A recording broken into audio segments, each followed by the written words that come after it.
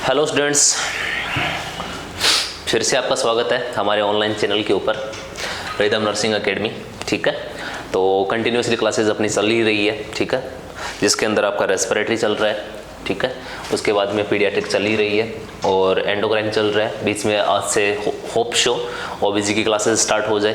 ठीक है, बीच में आपके फंडामेंटल के प्रोसीजर या फंडामेंटल की क्लासेस स्टार्ट करने वाले हैं जल्दी ही आपकी। ठीक है, तो लगभग सब्जेक्ट आपके कवर करने वाले हैं हम। ठीक है, और इसी सीरीज में मैं एंडोक्राइन आपका करवाने वाला हूँ और एंडोक्राइन की कुछ क्लासेस हो चुकी है अपनी, और कुछ क्लासेस के अंदर अपन ने देख लिया था लास्ट में आपने देखा था कि भाई आपका जो पिट्यूटरी ग्लैंड है उसकी लोकेशन वगैरह, उसकी मैकेनिज्म वगैरह, उसकी स्ट्रक्चर वगैरह। ठीक है, और कैसे हॉर्मोन्स का जो ट्रेवल जो है वो हाइपोथैलेमस से पिट्यूटरी ग्लैंड के अंदर होता है, वो सारी की सारी चीज़ें अपन ने डिस्कशन करी थी कल।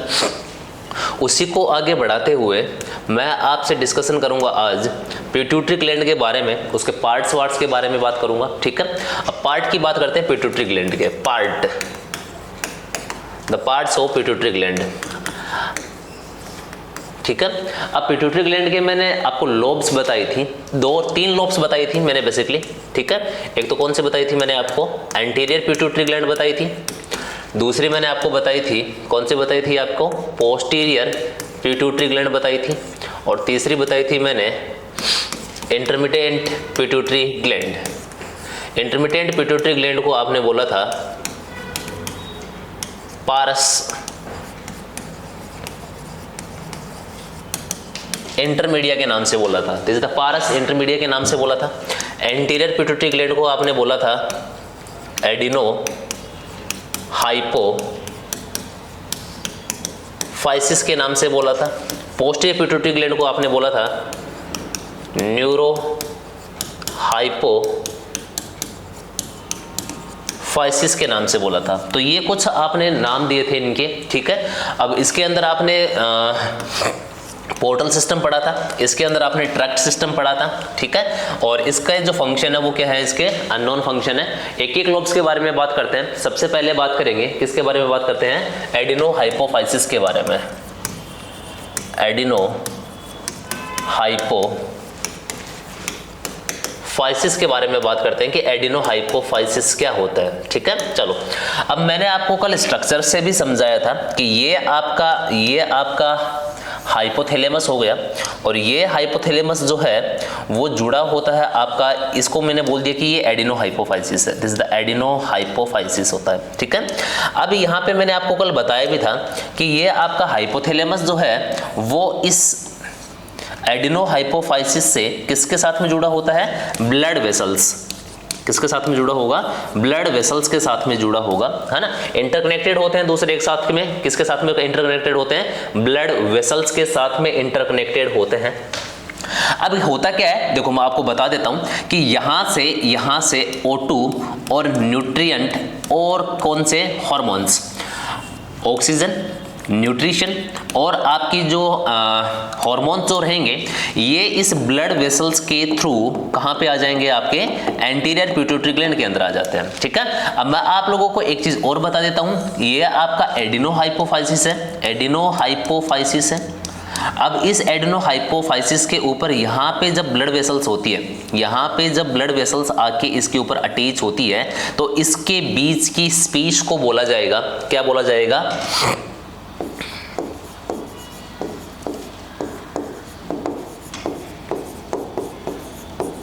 इसको बोला जाता है, this is the sinusoid space के नाम से बोला जाएगा। कौन सी स्पेस बोली जाएगी, साइनोसॉइड स्पेस बोली जाएगी। और इसी ही साइनोसॉइड स्पेस के थ्रू ये जो हार्मोन्स, न्यूट्रिशन और ऑक्सीजन जो होते हैं वो किसके अंदर चले जाएंगे, आपके एंटीरियर पिट्यूटरी ग्लैंड के अंदर या एडिनो हाइपोफाइसिस के अंदर क्या हो जाएंगे, चले जाएंगे। अब जाने के बाद में क्या होगा, ये आपका एंटीरियर पिट्यूटरी ग्लैंड जो होता है, इस एंटीरियर पिट्यूटरी ग्लैंड के अंदर different type of cells present रहती है। इसके अंदर डिफरेंट टाइप की क्या प्रेजेंट रहेगी, सेल्स प्रेजेंट रहेगी, जो किसका फॉर्मेशन करेगी, या तो ट्रोफिन हार्मोन्स का फॉर्मेशन करेगी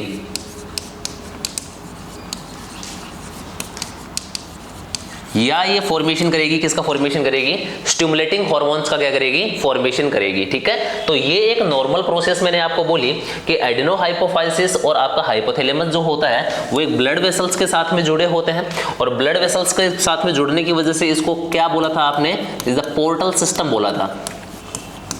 एक पोर्टल सिस्टम आपका जीआई के अंदर होता है और एक पोर्टल सिस्टम आपका इस ग्लैंड के अंदर क्या करता है, काम करता है। अब ये पोर्टल सिस्टम जो होगा, इस पोर्टल सिस्टम के थ्रू आएगा क्या, ऑक्सीजन आएंगे, न्यूट्रिएंट आएंगे और क्या आएंगे, आपके हार्मोन्स आएंगे। कहाँ पे आते हैं, ये जो साइनोसॉइड्स, वेस्कुलर साइनोसॉइड्स की जो स्पेस होती है उसके अंदर आएंगे, और आने के बाद में यहाँ पे जो हार्मोन्स, जितने भी रिलीजिंग हार्मोन और जितने भी इनहिबिटरी हार्मोन होंगे वो जाके काम करेंगे किसके ऊपर, एंटीरियर पिट्यूटरी ग्लैंड के ऊपर। और एंटीरियर पिट्यूटरी ग्लैंड के अंदर स्पेसिफिक सेल्स होती हैं, और वो सेल्स किसका फॉर्मेशन करेगी, या तो ट्रोफिक हार्मोन्स का फॉर्मेशन करेगी या स्टिमुलेटिंग हार्मोन्स का क्या करती है, फॉर्मेशन करने का काम करती है। इतनी सी बात क्लियर है। चलो नेक्स्ट वन बात कर लेते हैं, इसके अंदर कौन कौन सी टाइप की सेल्स प्रेजेंट होती है, सेल्स की बात कर लेते हैं। एंटीरियर पिट्यूटरी ग्लैंड के अंदर बेसिकली दो टाइप की सेल्स होती है, कौन सी,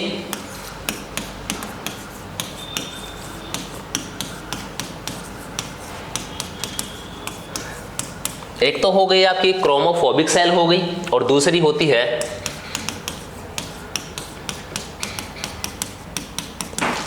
दूसरी कौन सी हो गई आपकी, क्रोमोफिलिक सेल हो गई।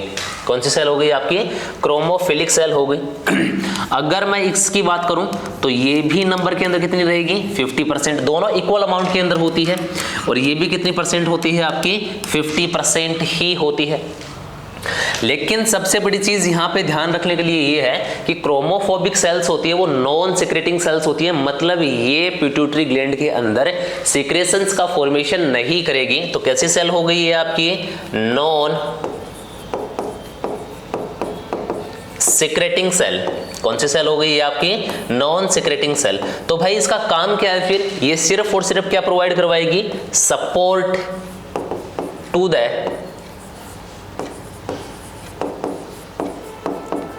Secreting cell. ये सिर्फ और सिर्फ क्या करती है, सपोर्ट प्रोवाइड करवाती है। किसको सपोर्ट करवाएगी, जो सिक्रेटिंग सेल है। और सिक्रेटिंग सेल कौन सी हो गई आपकी, क्रोमोफिलिक सेल्स हो गई। कौन सी सेल हो गई आपकी, क्रोमोफिलिक सेल्स हो गई, ध्यान रख लेना। चलो अगली चीज की अगर मैं बात करूं, यहाँ पे आपसे अगली चीज की अगर यहाँ पे बात करना चाहूं तो क्रोमोफिलिक सेल्स कौन सी हो गई, ये सिक्रेटिंग सेल्स होती है। कौन सी सेल हो गई है आपकी, सिक्रेटिंग सेल हो गई। This is the secreting cell of pituitary gland. Pituitary gland की ये सिक्रेटिंग सेल्स होती है। पिट्यूटरी ग्लैंड की कौन सी सेल हो गई आपकी, सिक्रेटिंग सेल हो गई। पिट्यूटरी ग्लैंड की ये हो गई आपकी सिक्रेटिंग सेल्स हो गई। ध्यान रख लेना, ये आपकी सिक्रेटिंग जो सेल्स जो होती हैं, ये सिक्रेटिंग सेल्स क्या करती हैं, ये भी दो टाइप की होती है। ठीक है, कितने टाइप की हो गई, दो टाइप की होती है। तो ध्यान रख लेना, ये आपकी क्रोमोफिलिक जो सेल्स होती है ये दो टाइप की होगी। कौन कौन से टाइप की हो गई आपकी, तो ध्यान रख लेना, एक तो हो गई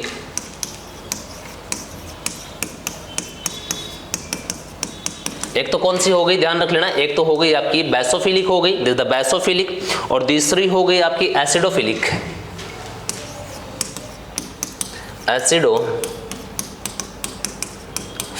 दो टाइप की हो गई, एक तो बेसोफिलिक हो गई और दूसरी कौन सी हो गई आपकी एसिडोफिलिक हो गई। ठीक है, ध्यान रख लेना। ये आपकी जो एसिडोफिलिक जो सेल्स है, एसिडोफिलिक जो सेल्स जो होती है, ये अप्रोक्सीमेट अगर मैं काउंटिंग की अगर मैं बात करूं तो कितना परसेंट होती है, ये 80% के अप्रोक्सीमेट होती है। और ये जो बेसोफिलिक जो सेल्स होती है वो कितनी परसेंट होती है आपकी, ये होती है आपकी 20%। ध्यान रख लेना, 20% के अप्रोक्सीमेट ये सेल्स होती है आपकी। अगर मैं एसिडोफिलिक सेल्स की अगर मैं बात करूं, ये जो एसिडोफिलिक सेल्स है, ध्यान रख लेना, एसिडोफिलिक सेल्स होती है, ये भी अलग अलग टाइप की सेल्स बनाती हैं। एक ये बनाएगी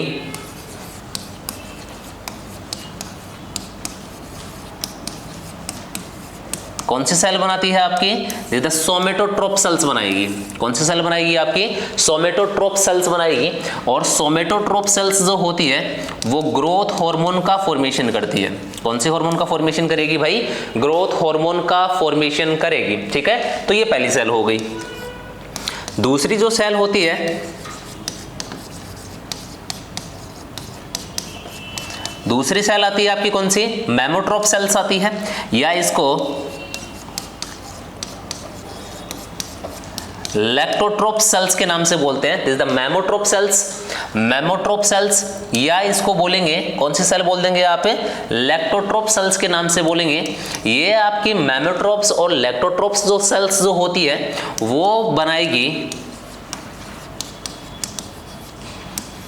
प्रोलैक्टिन का फॉर्मेशन करती है। किसका फॉर्मेशन करेगी भाई, प्रोलैक्टिन का फॉर्मेशन करेगी। तो ध्यान रख लेना, एसिडोफिलिक सेल्स कितने टाइप की आ गई आपकी, 2 टाइप की होती है। एक तो कौन सी हो गई, सोमेटोट्रोप सेल्स आती है जो किसका फॉर्मेशन करेगी, ग्रोथ हार्मोन का फॉर्मेशन करेगी।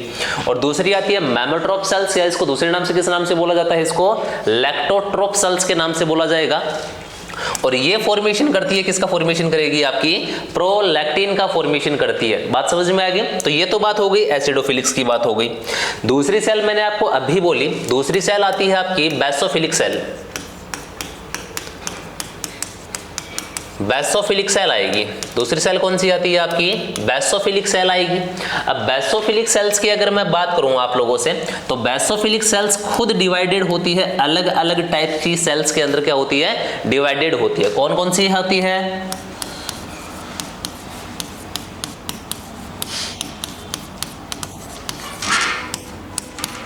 एक सेल को बोला जाता है, कौन सी सेल बोला जाएगा आपका, थायरोट्रोप सेल्स के नाम से बोला जाएगा। थायरोट्रोप सेल्स के नाम से बोला जाएगा, थायरोट्रोप सेल्स के नाम से बोला जाएगा। और ये थायरोट्रोप सेल्स जो होती है वो TSH का फॉर्मेशन करेगी, थायराइड स्टिमुलेटिंग हार्मोन का फॉर्मेशन करती है। बात समझ में आ गई। एक तो कौन सी हो गई आपकी थायरोट्रोप सेल्स, और थायरोट्रोप सेल्स जो होती है वो TSH का फॉर्मेशन करेगी। दूसरी सेल्स आती है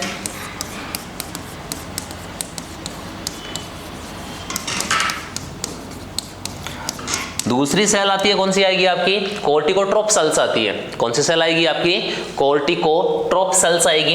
एंड कोर्टिकोट्रोप सेल्स किसका फॉर्मेशन करेगी, ACTH हार्मोन का फॉर्मेशन करेगी। किसका फॉर्मेशन करती है आपकी, ACTH हार्मोन्स का फॉर्मेशन करेगी। और वहीं पे लास्ट वन आती है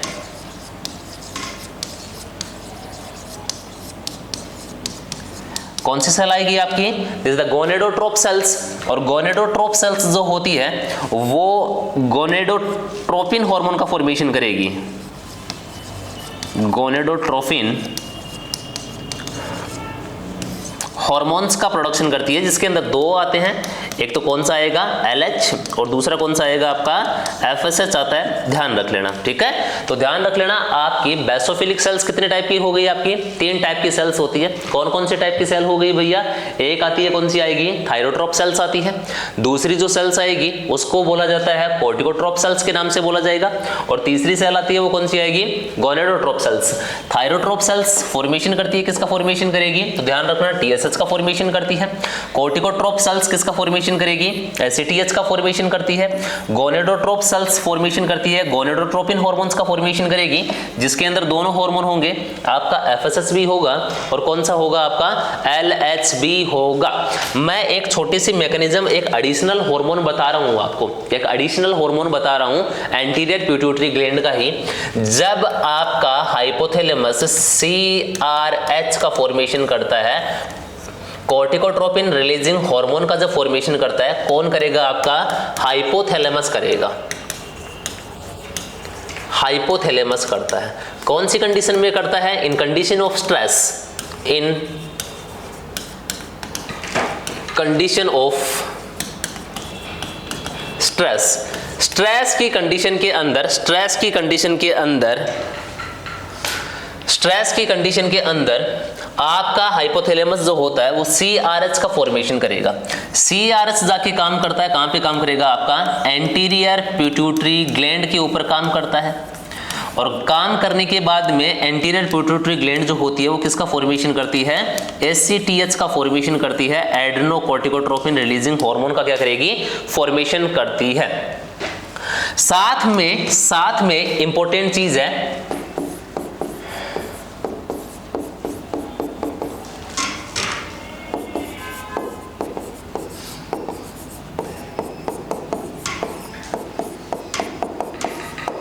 साथ में इस ACTH के साथ में एक और चीज का फॉर्मेशन करती है जिसको बोला जाएगा, क्या बोला जाता है, दिस इज द प्रोओपियो मेलानोट्रोपिन के नाम से बोला जाएगा। क्या बोला जाएगा इसको, दिस इज द प्रोओपियो मेलानोट्रोपिन के नाम से बोला जाएगा।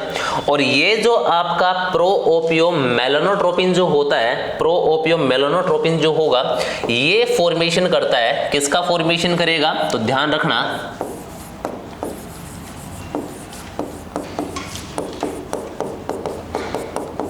ये फॉर्मेशन करता है, किसका फॉर्मेशन करेगा, दिस द बीटा एंडोर्फिन का फॉर्मेशन करेगा। किसका फॉर्मेशन करता है भाई, बीटा एंडोर्फिन का फॉर्मेशन करता है, बीटा एंडोर्फिन का फॉर्मेशन करेगा। या इसको बीटा एंडोर्फिन को दूसरे नाम से बोला जाता है, किस नाम से बोला जाएगा, तो ध्यान रख लेना, नेचुरल ओपियोइड एल्कलॉइड। क्या समझ में आया, ध्यान रख लेना, जो आपका प्रोओपियो मेलानोट्रोपिन जो होता है वो एंटीरियर पिट्यूटरी ग्लैंड के अंदर एक हार्मोन का फॉर्मेशन करता है जिसको बोला जाएगा बीटा एंडोर्फिन। और बीटा एंडोर्फिन को दूसरे नाम से बोला जाता है, किस नाम से बोला जाएगा भाई, तो ध्यान रख लेना, इसको नेचुरल ओपियोइड एल्कलॉइड के नाम से बोला जाएगा। और ये नेचुरल, ये जो आपका ओपियोइड एल्कलॉइड जो होता है, ये पेन रिलीफ में काम करता है। किसके अंदर काम करेगा भाई, तो ध्यान रख लेना, पेन रिलीफ में काम करेगा। साथ ही साथ पेन को तो रिलीफ करवाएगा ही करवाएगा, लेकिन पेशेंट के अंदर, उस पर्सन के अंदर हैप्पीनेस को बढ़ा देगा। किसको बढ़ा देगा भाई, हैप्पीनेस को बढ़ा देगा, मतलब यूफोरिया करवाता है। किसको कोज करवाएगा, यूफोरिया को कोज करवाएगा, दिस द यूफोरिया को कोज करवाएगा।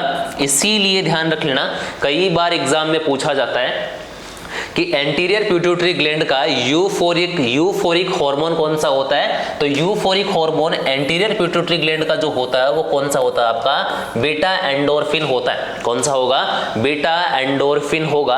और ये फॉर्मेशन होता है कहां से होगा, आपका एंटीरियर पिट्यूटरी ग्लैंड से इसका फॉर्मेशन होगा। बात यहां तक क्लियर है। अब कई बार ये भी पूछ लिया जाता है, एक बार पूछा हुआ है कि इस नेचुरल ओपियोइड एल्कलॉइड का जो रिसेप्टर जो होते हैं, रिसेप्टर जो होते हैं, वो रिसेप्टर कौन कौन से होते हैं, तो इसके रिसेप्टर बड़े इंपॉर्टेंट है, ध्यान रख लेना। इसके रिसेप्टर हो गया, म्यू रिसेप्टर हो गया, कप्पा रिसेप्टर हो गया, और कौन सा रिसेप्टर हो गया, आपके डेल्टा रिसेप्टर हो गया। क्या समझ में आया कि बीटा एंडोर्फिन जो हार्मोन जो आपकी बॉडी में निकलता है, इस बीटा एंडोर्फिन रिसेप्टर जो प्रेजेंट होते हैं वो कौन कौन से रिसेप्टर होते हैं, तो कौन सा हो गया आपका, म्यू रिसेप्टर हो गया, डेल्टा रिसेप्टर हो गया, और कौन सा रिसेप्टर हो गया आपका, कप्पा रिसेप्टर हो गया, दिस द कप्पा रिसेप्टर हो गया।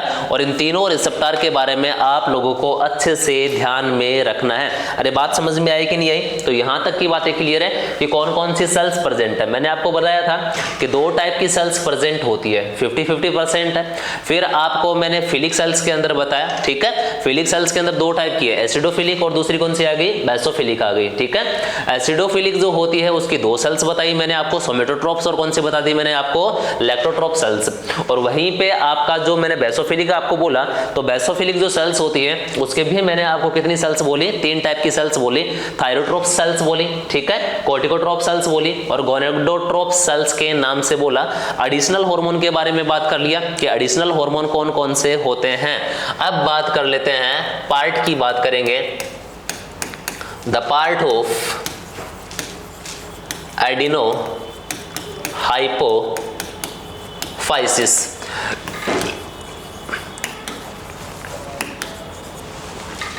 एडिनो हाइपोफाइसिस के पार्ट की बात करते हैं। अब देखो पार्ट की अगर मैं बात करूं तो ये मान लिया कि ये तो हो गया आपका एडिनो हाइपोफाइसिस हो गया, ये तो क्या हो गया आपका एडिनो हाइपोफाइसिस हो गया, ये आपका हो गया एडिनो हाइपोफाइसिस हो गया, ठीक है। चलो अब ये जो एडिनो हाइपोफाइसिस ये आपको दिखाई दे रहा है, ठीक है, इसके होते हैं पार्ट होते हैं, इसके क्या रहेंगे, पार्ट रहेंगे। और पार्ट जो रहते हैं वो तीन कैटेगरी में डिवाइड किए जाते हैं, पार्ट फर्स्ट, पार्ट सेकंड और पार्ट थर्ड, ऐसे करके तीन पार्ट होते हैं इसके, ठीक है। एक पार्ट जो आपके स्टॉक के साथ में जुड़ा होता है, स्टॉक के साथ में, एक पार्ट जो स्टॉक के साथ में जुड़ा होगा, एक पार्ट जो आपका बीच के अंदर प्रेजेंट रहेगा, और एक पार्ट जो आपका सबसे नीचे की साइड में क्या रहता है, प्रेजेंट रहेगा। चलो, ऐसा पार्ट जो आपके सबसे ऊपर की साइड में इन्फंडिबुलम के साथ में जुड़ा होता है उसको तो बोला जाएगा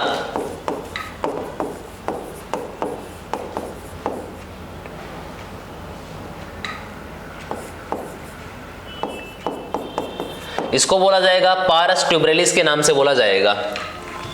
इसको पारस ट्यूबरेलिस के नाम से बोला जाएगा। जो बीच में जो होता है इसको बोला जाएगा पारस इंटरमीडिया। किस नाम से बोला जाएगा, पारस इंटरमीडिया के नाम से बोला जाएगा। और जो सबसे नीचे जो होता है इसको बोला जाएगा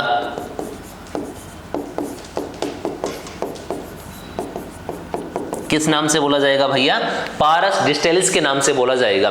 तो एडिनोहाइपोफाइसिस के टोटल जो पार्ट होते हैं वो टोटल पार्ट कितने हो गए आपके, 3 पार्ट हो गए। पार्ट फर्स्ट जो इन्फंडिबुलम के साथ में या हाइपोफाइजल स्टॉक के साथ में जुड़ा होता है जिसको पारस ट्यूबरेलिस के नाम से बोला जाएगा। बीच वाला पार्ट जो पार्ट फर्स्ट और पार्ट थर्ड के बीच में प्रेजेंट है उसको पारस इंटरमीडिएट के नाम से बोला जाएगा। और तीसरा पार्ट जो कौन सा होता है आपका, तो ध्यान रख लेना, ये जो पार्ट रहेगा इस पार्ट को बोला जाएगा पारस डिस्टेलिस के नाम से बोला जाएगा। नीचे वाला जो पार्ट रहेगा उसको किस नाम से बोला जाएगा, पारस डिस्टेलिस के नाम से बोला जाएगा। कल मैंने स्ट्रक्चर भी बना के समझाई थी आपको। स्ट्रक्चर के अंदर मैंने आपको बोला भी था कि स्ट्रक्चर जो होती है आपकी वो कहां से ओरिजिनेट होती है। तो ओरिजिनेशन मैंने आपको बताया था कि ये जो आपका फेरिंग्स होता है, ये जो आपका फेरिंग्स रहेगा, ये जो आपका फेरिंग्स रहेगा, इस फेरिंग्स से ग्रैंडुलर टिश्यू की अपवार्ड ग्रोथ होती है भाई। ग्रैंडुलर टिश्यू की अपवार्ड ग्रोथ होती है। तो ये कौन से टिश्यू हो गए आपके, this the glandular tissue. Glandular tissue हो गए ये। और इन ग्रैंडुलर टिश्यू की कैसे ग्रोथ होगी आपकी, अपवार्ड ग्रोथ होती है। कैसे ग्रोथ होगी आपकी, अपवार्ड ग्रोथ होती है। और अपवार्ड ग्रोथ होके ये किसका फॉर्मेशन करते हैं आपके, एडिनोहाइपोफाइसिस का फॉर्मेशन करेंगे। अरे भाई किसका फॉर्मेशन करेंगे, तो ध्यान रख लेना, एडिनोहाइपोफाइसिस का फॉर्मेशन करते हैं। बात समझ में आई कि नहीं आई। चलो जी, कंप्लीट हुआ ये आपकी कहानी। सॉरी। दूसरा आता है आपका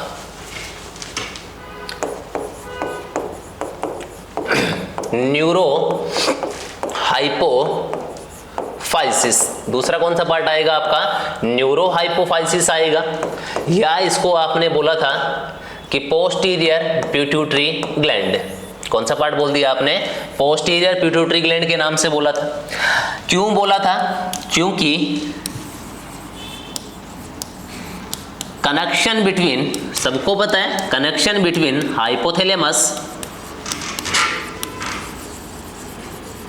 hypothalamus and posterior pituitary gland. भाई हाइपोथैलेमस से पोस्टीरियर पिट्यूटरी ग्लैंड किससे जुड़ी होती है, तो सबको पता है किससे जुड़ी होगी, नर्व टिश्यू से। किससे जुड़ी होती है, नर्व टिश्यू से या न्यूरॉन्स के साथ में। किसके साथ में जुड़ी होती है भैया, न्यूरॉन्स के साथ में जुड़ी होती है। मैंने कल आपको बताया भी था कि ये तो मान लिया कि ये क्या हो गई आपकी, पोस्टीरियर पिट्यूटरी ग्लैंड हो गई, और ये बोल दिया कि ये हो गया आपका हाइपोथैलेमस हो गया। ये हाइपोथैलेमस जो होता है, इस हाइपोथैलेमस से न्यूरॉन सेल जुड़ी होती है, जिसमें से इसकी जो सेल बॉडी जो रहेगी, क्या बोला था मैंने कि जो सेल बॉडी जो रहेगी वो तो हाइपोथैलेमस में रहेगी, और एक्सोन जो रहेंगे वो एक्सोन कहाँ रहेंगे आपके, पोस्टीरियर पिट्यूटरी ग्लैंड के अंदर। और एक्सोन आने के बाद में यहाँ पे एक्सोन डिवाइडेड होते हैं, जिसको आपने हैरिंग बॉडी के नाम से बोला था। किस नाम से बोला था आपने, this is the herring body. ये बोली थी मैंने, ये हो गई आपकी, क्या हो गई, हैरिंग बॉडी हो गई। और इसी हैरिंग बॉडी के अंदर आके स्टोर होते हैं, स्टोरेज ऑफ हॉर्मोन्स का इसके अंदर आके क्या होता है, स्टोरेज होता है। कौन कौन से हार्मोन बताया था, एक तो एडीएच बताया था, और एक कौन सा बताया था मैंने, ऑक्सीटोसिन बताया था। कौन सा बता दिया था मैंने, एक तो आपका एडीएच बताया था, दूसरा ऑक्सीटोसिन, जो बनते तो कहाँ पे हैं आपके हाइपोथैलेमस में बनते हैं, लेकिन आएंगे कहाँ पे, न्यूरॉन सेल्स से कहाँ पे आ जाएंगे, ये पोस्टीरियर पिट्यूटरी ग्लैंड के अंदर आ जाते हैं। मैं आपको बता दूं, यहीं पे बता दूं कि आपकी ये जो ग्लैंड है, ये पोस्टीरियर पिट्यूटरी जो ग्लैंड जो होती है, ये इस ग्लैंड के अंदर अगर पार्ट की बात करूं तो इसके अंदर सिर्फ सिंगल पार्ट होता है। अरे कैसा पार्ट रहेगा इसके अंदर, सिर्फ और सिर्फ सिंगल पार्ट होता है, और इस सिंगल पार्ट को बोला जाएगा,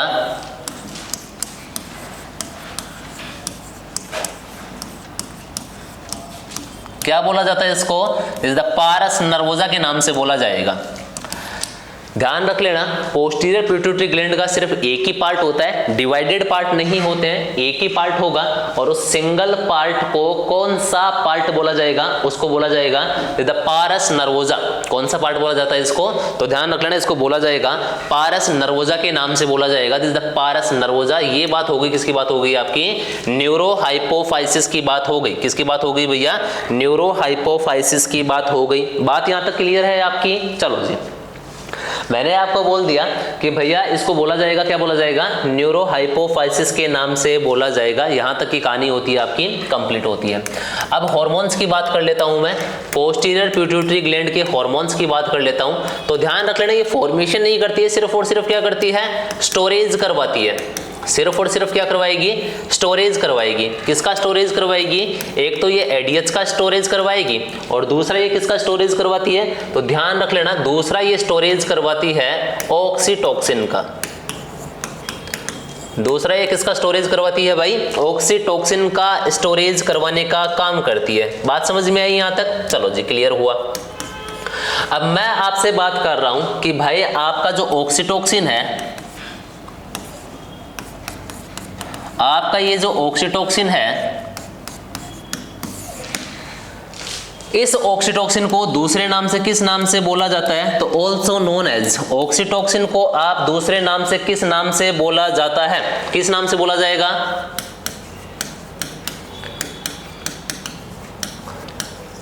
किस नाम से बोला जाता है, ग्लैक्टोकाइनेसिस हार्मोन्स के नाम से बोला जाता है। किस नाम से बोला जाएगा, ग्लैक्टोकाइनेसिस हार्मोन्स के नाम से बोला जाएगा। ग्लैक्टोकाइनेसिस हार्मोन्स का मतलब हो गया कि ये एक ऐसा हार्मोन है जो ब्रेस्ट पे काम करेगा और इजेक्शन ऑफ ब्रेस्ट मिल्क करवाएगा। क्या करवाएगा, ejection of breast milk, breast milk का इजेक्शन करवाता है। कब करवाएगा, ड्यूरिंग द फीडिंग, जब बच्चा फीड कर रहा होगा, जब बच्चा ब्रेस्ट फीड कर रहा होगा, उस ब्रेस्ट फीड के अंदर क्या होता है, जो निपल्स जो होते हैं उनके जो नर्व टिश्यू होंगे वो स्टिमुलेट होंगे, और स्टिमुलेट होंगे तो वहां पे ऑक्सीटोसिन निकलेगा, और ऑक्सीटोसिन जो होता है वो डक्ट के ऊपर काम करेगा, और डक्ट के अंदर से किसका इंजेक्शन करवा देगा, वहां पे निपल्स के थ्रू किसका इंजेक्शन करवा देगा, ब्रेस्ट मिल्क का इंजेक्शन करवा देगा। पहली चीज, ऑक्सीटोसिन को दूसरे नाम से लव हार्मोन के नाम से भी बोलते हैं भैया। किस नाम से बोल देते हैं इसको, लव हार्मोन के नाम से भी बोल देते हैं, क्योंकि ड्यूरिंग क्या होता है, ड्यूरिंग सेक्सुअल इंटरकोर्स जो होता है तो उस टाइम पे यूफोरिया का जो काम करवाता है वो कौन काम करवाएगा, आपका ऑक्सीटोसिन करवाता है, इसीलिए इसको बोल दिया जाता है। ऑक्सीटोसिन का अगर मैं फंक्शन की, अगर मैं मेजर फंक्शन की बात करूं तो मेजर फंक्शन एक तो ये काम करवाएगा, किसके ऊपर काम करवाता है, यूट्रस के ऊपर काम करवाएगा। किसके ऊपर काम करवाएगा भैया, यूट्रस के ऊपर काम करवाएगा। और यूट्रस पे क्या काम करवाता है, यूटेराइन कॉन्ट्रैक्शन। क्या काम करवाएगा ये, यूटेराइन कॉन्ट्रैक्शन को इनिशिएट करने का काम करता है, स्टार्ट करवाने का काम करता है। और यूटेराइन कॉन्ट्रैक्शन अगर आएंगे तो वो क्या हो जाएगा, किसको कॉज करवाएंगे, ये इंडक्शन ऑफ लेबर, लेबर को स्टार्ट करवाने के लिए रिस्पॉन्सिबल होता है। पहली चीज, बात समझ में आई कि नहीं आई, पहली चीज। दूसरा ये क्या काम करवाएगा, ब्रेस्ट पे काम करवाता है। दूसरा ये किसके ऊपर काम करवाता है भैया, ब्रेस्ट के ऊपर काम करवाता है, ब्रेस्ट के ऊपर काम करवा देगा। लो जी, अब ब्रेस्ट के ऊपर अगर ये काम करवाएगा, ब्रेस्ट के ऊपर अगर ये काम करवाएगा तो ब्रेस्ट पे ये ग्लैक्टोकाइनेसिस करवाएगा,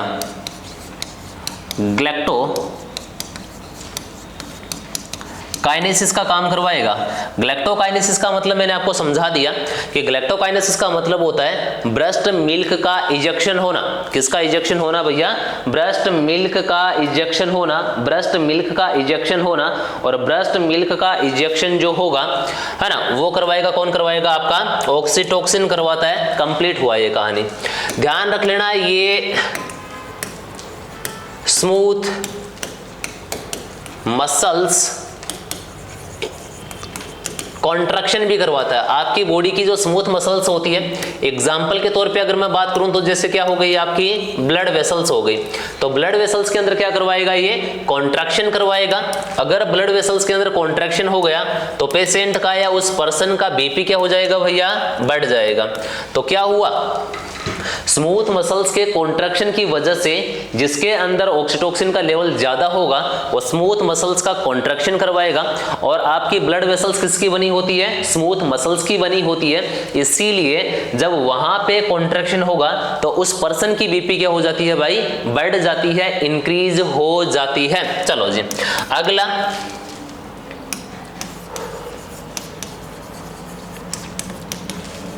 contraction into the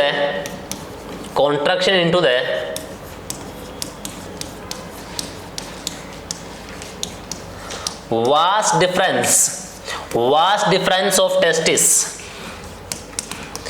टेस्टिस के वास्ट डिफरेंस के अंदर क्या करवाएगा? कॉन्ट्रैक्शन करवाएगा।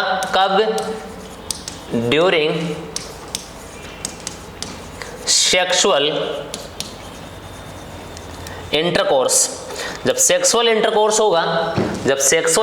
होगा, तो सेक्सुअल इंटरकोर्स के अंदर क्या करवाता है? ये वास्ट डिफरेंस सेल्स के ऊपर क्या करवाएगा? कॉन्ट्रैक्शन करवाएगा। और वहां से भी स्पर्म या फिर जो सीमन जो होता है उसके इजेक्शन के अंदर क्या करवाएगा? हेल्प करवाने का काम करता है। कौन काम करेगा? आपका ऑक्सीटोसिन काम करता है। अरे 4 फंक्शन समझ में आया कि नहीं आया इसके? पहला फंक्शन मैंने यूट्रस पे बोला, यूटेराइन कॉन्ट्रैक्शन करवाएगा। दूसरा ब्रेस्ट के मिल्क का इजेक्शन करवाएगा। तीसरा smooth muscles contraction, blood vessels का कॉन्ट्रैक्शन, बीपी क्या हो जाएगी? बढ़ जाएगी। चौथा काम क्या बोला मैंने आपको? कॉन्ट्रैक्शन करवाएगा, वास्ट डिफरेंस सेल्स का करवाएगा। एंड वास्ट डिफरेंस सेल्स कब करवाएगा? सेक्सुअल इंटरकोर्स में। और सीमन का इजेक्शन को क्या करवा देगा? वहां पे परफॉर्म करवाता है। तो ये 4 फंक्शंस इसके बारे में आप लोगों को ध्यान में रखने हैं। नेक्स्ट वन हार्मोन्स की बात करते हैं। दूसरा हार्मोन होता है, कौन सा होगा इसका? ADH होगा। अरे कौन सा होगा भैया? ADH होगा। चलो जी, ADH का फॉर्मेशन कहां से होगा? तो ध्यान रख लेना, सुप्रा ऑप्टिक न्यूक्लियाई। अरे कौन सा न्यूक्लियाई करता है भैया? सुप्रा ऑप्टिक न्यूक्लियाई करता है। ध्यान रख लेना, सुप्रा ऑप्टिक न्यूक्लियाई करेगा, सुप्रा ऑप्टिक न्यूक्लियाई करेगा। अब ADH के रिसेप्टर कहां प्रेजेंट होते हैं? रिसेप्टर प्रेजेंट ऑन DCT और CT। जो नेफ्रॉन के DCT मोस्ट कॉमन कहां पे प्रेजेंट होंगे? DCT पे प्रेजेंट होंगे।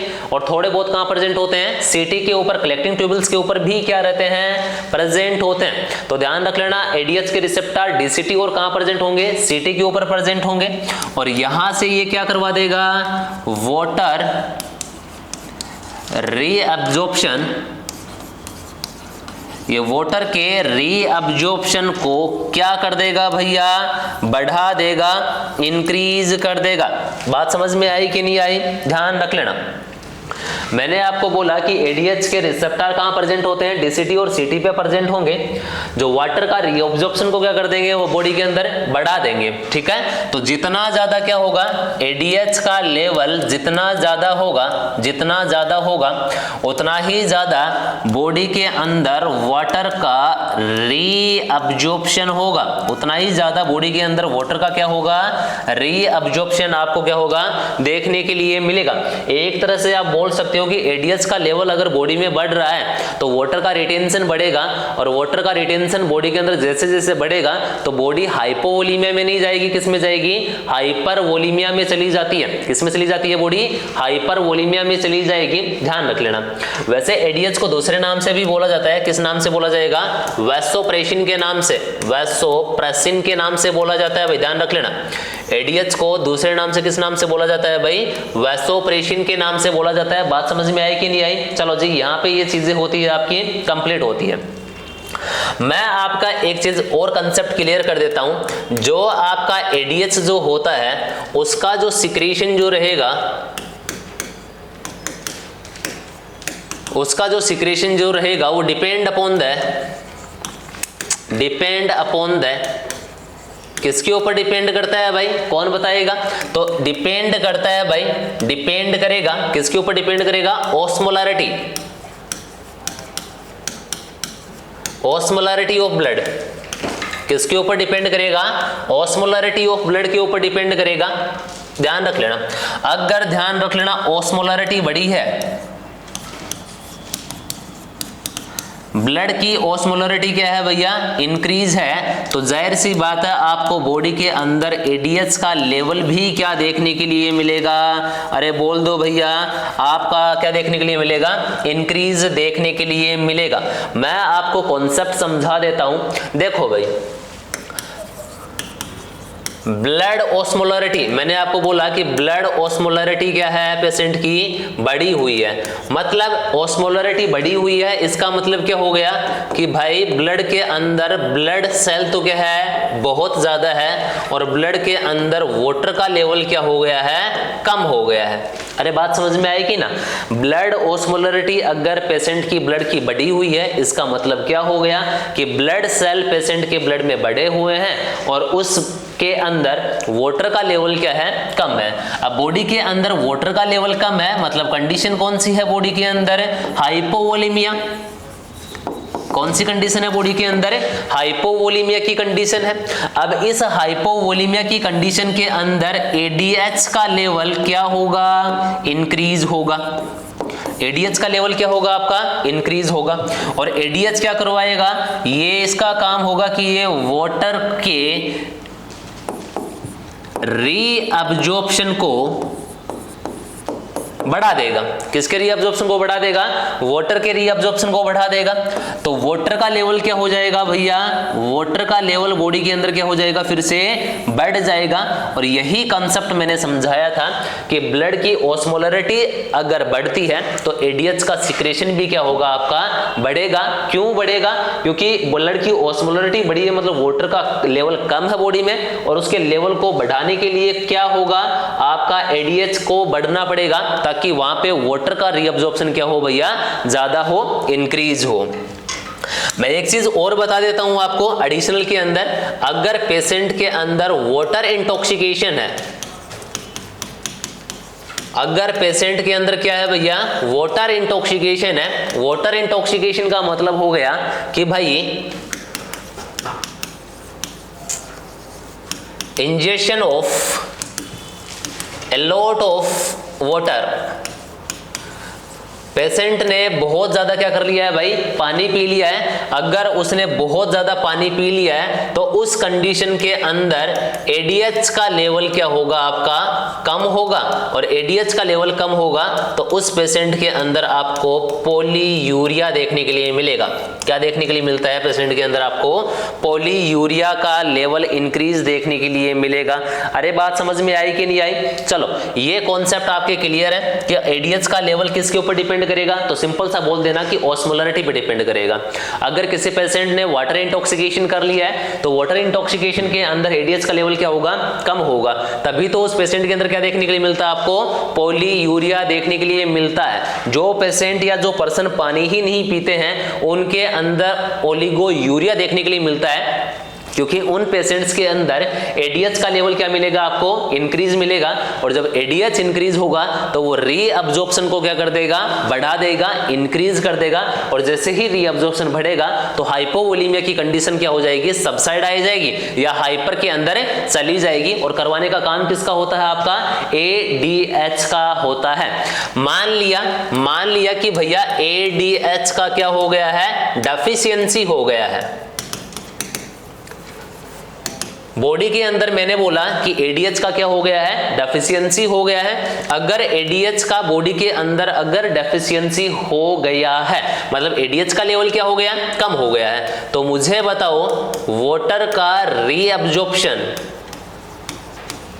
वाटर का रीअब्जॉर्प्शन बढ़ेगा या कम होगा? जाहिर सी बात है, अगर इसका लेवल कम हो गया तो वाटर का रीअब्जॉर्प्शन क्या होगा? नेफ्रॉन के थ्रू कम होगा। वाटर का रीअब्जॉर्प्शन कम होगा तो वाटर का एलिमिनेशन क्या होगा? ज्यादा होगा। वाटर का एलिमिनेशन क्या होगा भैया? ज्यादा होगा। वाटर का एलिमिनेशन ज्यादा होगा से क्या मतलब है? पॉलीयूरिया होगा। उस पेशेंट को क्या देखने के लिए मिलेगा? आपको पॉलीयूरिया की कंडीशन देखने के लिए मिलेगी। और जब पेशेंट को पॉलीयूरिया देखने के लिए मिल रहा है विदाउट ग्लूकोज, अरे ग्लूकोज के बिना, उसको बोला जाएगा डायबिटिक इंसिपिडस। किस नाम से बोला जाएगा? This is the diabetic insipidus के नाम से बोल दिया जाएगा। अरे कंसेप्ट समझ में आया कि नहीं आया? मैंने आप लोगों को ये बोला कि एडीएच का क्या हुआ? डेफिशिएंसी हुआ। एडीएच का डेफिशिएंसी हुआ तो वाटर का रीअब्जॉर्प्शन बॉडी में क्या हो जाएगा? कम हो जाएगा। उसकी वजह से वाटर का एलिमिनेशन बाय द किडनी क्या हो जाएगा? ज्यादा होगा। और ज्यादा होगा उसको क्या बोलेंगे आप? पॉलीयूरिया बोलेंगे। पेशेंट को पॉलीयूरिया हो रहा है विदाउट ग्लूकोज अबनॉर्मलिटी, ग्लूकोज की अबनॉर्मलिटी नहीं है, फिर भी उसको पॉलीयूरिया हो रहा है, उसको क्या बोला जाएगा? आपका डायबिटिक इंसिपिडस के नाम से बोला जाएगा। कौन सा से बोला जाएगा? डायबिटिक इंसिपिडस के नाम से बोला जाएगा। तो ये तो बात कर ली अपन ने, डेफिशिएंसी की बात कर ली कि भैया डेफिशिएंसी कैसे होती है। अब डेफिशिएंसी के बाद में बात करते हैं हाइपर सिक्रेशन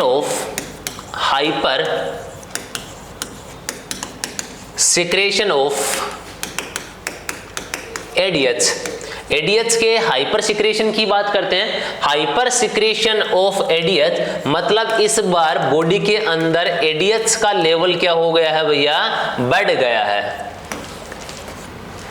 और इस डिजीज को बोला जाएगा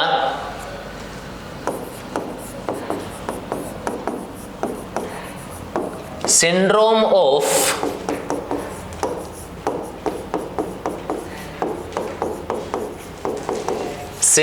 of inappropriate anti diuretic,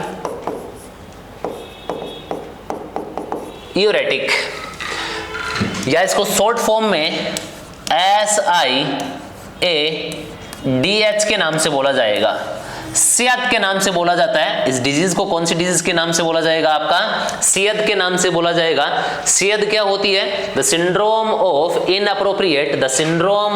inappropriate ADH, ठीक है, जिसके अंदर क्या होगा? एडीएच का जो लेवल होगा वो बॉडी के अंदर क्या हो जाता है? आपका बढ़ जाता है, इंक्रीज हो जाएगा। बात समझ में आई कि नहीं आई? चलो जी, अब बात समझ में आ गई तो इसके मैं कुछ कॉजेज की बात कर लेता हूं भैया। ऐसे क्या क्या कॉजेज रहे हैं जिसकी वजह से ये सियत की डिजीज आपको देखने के लिए मिली? तो क्या हो सकता है?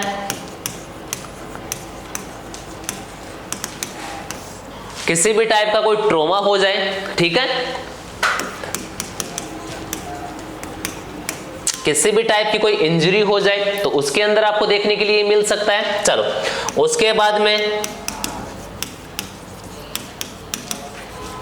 अगर इन्फेक्शन हो जाए तो इन्फेक्शन के अंदर आपको ये चीज देखने के लिए मिल सकती है। अगर आपका लंग्स कैंसर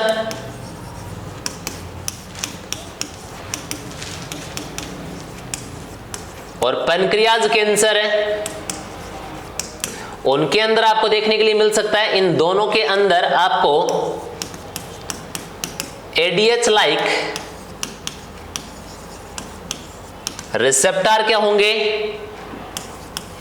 सिक्रेशन होंगे। और क्या रीजन हो सकता है? अदर रीजन की अगर मैं बात करूं, और क्या रीजन हो सकता है? Liver disease. कौन सी डिजीज है? Liver disease. क्यों? ऐसा क्यों? तो रीजन ध्यान रख लेना।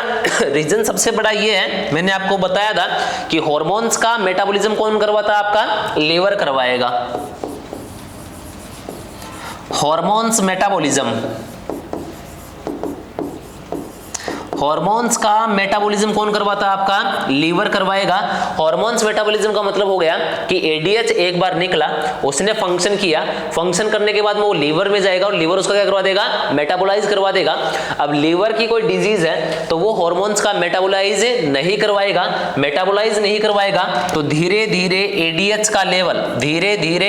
का लेवल क्या होता रहेगा भाई? आपका बढ़ता रहेगा, इंक्रीज होता रहेगा और होता रहेगा तो किसको कोज करवा देगा? आपका सेहत को कोज करवा देगा। कुछ ड्रग बता रहा हूं मैं आपको, कुछ ड्रग्स बता रहा हूं मैं आपको, ठीक है? वो ड्रग्स क्या करवाती है? आपके सेहत डिजीज को कोज करवाएगी, ठीक है? मोस्ट कॉमन ड्रग की बात करूं मैं आपसे,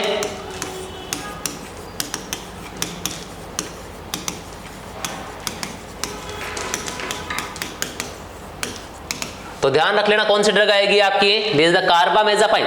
पहली ड्रग कौन सी आती है आपकी? कार्बामेजापाइन आएगी। दूसरी ड्रग आएगी आपकी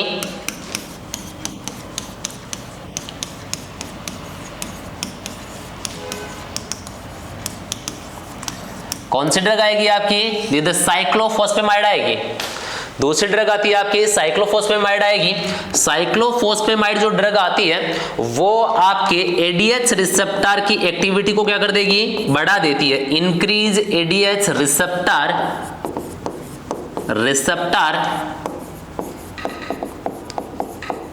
एक्टिविटी। देखो भैया, साइक्लोफॉस्फेमाइड क्या करवाएगी? आपके एडीएच के रिसेप्टर की एक्टिविटी को बढ़ा देगी। वैसे कार्बामेजापाइन भी क्या करती है? एडीएच के रिसेप्टर की ही एक्टिविटी को बढ़ाती है और एडीएच के रिसेप्टर की एक्टिविटी को बढ़ाएगी। इसकी वजह से एडीएच का सिक्रेशन क्या होना स्टार्ट हो जाएगा? ज्यादा होना स्टार्ट हो जाएगा। एडीएच का लेवल बॉडी में बढ़ जाएगा और बढ़ने की वजह से कौन सी कंडीशन लीड हो जाएगी? आपकी सेहत। और कौन कौन सी ड्रग होती है? कौन सी ड्रग आ गई आपकी? विनक्रिस्टिन आ गई। विनक्रिस्टिन होती है।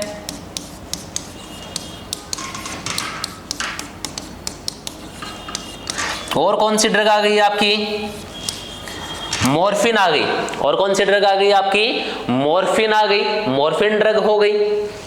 तो ध्यान रख लेना ये ड्रग्स इंपॉर्टेंट है आपकी। ड्रग्स कौन कौन सी आ गई? Is the carbamazepine. अगर मोस्ट कॉमन ड्रग आपसे पूछे तो कौन सी ड्रग बतानी है आपने? कार्बामेजापाइन बतानी है। दूसरी कौन सी आ गई आपकी? साइक्लोफॉस्फेमाइड आ गई। साइक्लोफॉस्फेमाइड आ गई जो एडीएच के रिसेप्टर की एक्टिविटी को बढ़ाएगी। विनक्रिस्टिन आ गई, मॉर्फिन आ गई। ये सारी की सारी जो ड्रग होती हैं ये सारी की सारी किसके लेवल को बढ़ा देंगी? आपके एडीएच के लेवल को क्या कर देती हैं? इंक्रीज करवा देती हैं, बढ़वा देती हैं। कंप्लीट हुआ यहां तक की कहानी। चलो अब मैं अदर कॉजेज की बात करूं। अगर मान लो ट्यूमर का फॉर्मेशन हो गया, tumour formation into hypothalamus. Hypothalamus में मान लो ट्यूमर का क्या हो गया है? फॉर्मेशन हो गया है। तो वहां पे ध्यान रख लेना, मान लो ट्यूमर का फॉर्मेशन हुआ तो सुप्रा ऑप्टिक न्यूक्लियाई की काउंट क्या हो जाएगी? बढ़ जाएगी। और जितना ज्यादा सुप्रा ऑप्टिक न्यूक्लियाई की काउंट बढ़ेगी उतना ज्यादा वो एडीएच का क्या करवाएगा? फॉर्मेशन करवाएगा। और जितना ज्यादा ये फॉर्मेशन करवाएगा कौन सी कंडीशन को लीड करवा देगा? ये सेहत की कंडीशन को लीड करवा देगा। कौन सी कंडीशन को लीड करवा देगा भैया? सेहत की कंडीशन को लीड करवा देगा। कंडीशन कौन सी कंडीशन को लीड करवा देगा? सेहत की कंडीशन को लीड करवा देगा। आपसे पूछा जाए मोस्ट कॉमन कंडीशन फॉर सेहत, सेहत के लिए मोस्ट कॉमन कंडीशन कौन सी होती है? तो मोस्ट कॉमन कंडीशन कौन सी बताएंगे? Tumour formation into the hypothalamus. Hypothalamus में क्या हो जाता है? ट्यूमर का फॉर्मेशन हो जाएगा। आपसे पूछा जाए कि मोस्ट कॉमन ड्रग जो सेहत के लिए रिस्पॉन्सिबल होती है कौन सी होती है? तो ध्यान रखना साइक्लोफॉस्फेमाइड होती है, ठीक है? चलो जी, सॉरी कार्बामेजापाइन होती है। सॉरी, कौन सी ड्रग होगी आपकी? कार्बामेजापाइन होती है। तो ये चीजें आप लोगों को ध्यान में रखनी है। अब मैं कुछ कैरेक्टरिस्टिक्स की बताता हूं। कैरेक्टरिस्टिक्स सारे के सारे डिपेंड करते हैं किसके लेवल के ऊपर डिपेंड करेंगे? आपके एडीएच के लेवल पे। और एडीएच का लेवल क्या हो रहा है? आपका बढ़ रहा है, इंक्रीज हो रहा है। अब देखते जाना क्या क्या होगा इसके अंदर। एडीएच का लेवल बढ़ा, एडीएच का लेवल बढ़ा मतलब वाटर का रीअब्जॉर्प्शन क्या होगा? बॉडी के अंदर बढ़ेगा। रीअब्जॉर्प्शन क्या होगा बॉडी के अंदर, बढ़ेगा। रीअब्जॉर्प्शन अगर बढ़ेगा तो वाटर का एलिमिनेशन बॉडी में क्या होगा, बॉडी से क्या होगा, कम होगा, जिसको क्या बोला जाएगा, ओलिगो यूरिया। अगर आपसे पूछा जाए, क्या पूछा जाए कि भैया अर्ली साइन, क्या पूछा जाए आपसे, अर्ली साइन आपसे पूछा जाए कि भैया बताओ कि अर्ली साइन कौन सा होगा, तो अर्ली साइन के अंदर ध्यान रख लेना क्या देखने के लिए मिलेगा आपको, ओलिगो यूरिया देखने के लिए मिलेगा। लेस देन 400 ml यूरिन पर 24 आवर्स, 24 घंटे के अंदर आपको 400 ml से भी कम का क्या देखने के लिए मिलेगा, आपको यूरिनेशन देखने के लिए मिलेगा। This is the early sign of SIADH. SIADH का ये क्या हो गया भैया, अर्ली साइन होगा। देखो पेशेंट के अंदर आपको क्या देखने के लिए मिल रहा है, ओलिगो यूरिया देखने के लिए मिल रहा है। वाटर का रीअब्जॉर्प्शन अगर बॉडी में बढ़ रहा है तो बॉडी किसके अंदर चली जाएगी, आपकी हाइपर वोलेमिया, किसके अंदर चली जाएगी आपकी बॉडी, हाइपर वोलेमिया के अंदर चली जाती है, जैसे हाइपर वोलेमिया के अंदर चली जाएगी। हाइपर वोलेमिया के अंदर बॉडी जैसे ही जाएगी तो हाइपर वोलेमिया के बाद में ध्यान रख लेना बॉडी के अंदर वाटर क्या होना स्टार्ट हो जाएगा, इंटॉक्सिकेशन। बॉडी के अंदर क्या स्टार्ट हो जाएगा आपका, वाटर इंटॉक्सिकेशन होना क्या हो जाएगा, स्टार्ट हो जाएगा। चलो वाटर इंटॉक्सिकेशन होगा, हाइपर वोल्यूमिया। जितना ज्यादा वॉल्यूम बढ़ेगा उतना ज्यादा ब्लड वेसल्स पे रेसिस्टेंस बढ़ेगा, और जितना ज्यादा बढ़ेगा इसका मतलब उस पेशेंट के अंदर ब्लड प्रेशर क्या हो जाएगा आपका, बढ़ जाएगा, इंक्रीज हो जाएगा। हाइपरटेंशन, अरे भैया किसको कोज करवा देगा, ये हाइपरटेंशन को कोज करवा देगा, हाइपरटेंशन को कोज करवा देगा। अब देखो जितना ज्यादा वेस्कुलर प्रेशर बढ़ेगा फिल्ट्रेशन वहां से बढ़ेगा, और बढ़ेगा इसका मतलब क्या होगा, वहां पे एडिमा का कोज करवा देगा, एडिमा। और एडिमा कौन सा होगा, जनरल एडिमा। किसको कोज करवा देगा, ये जनरल एडिमा, जिसको बोला जाता है एनासार्का।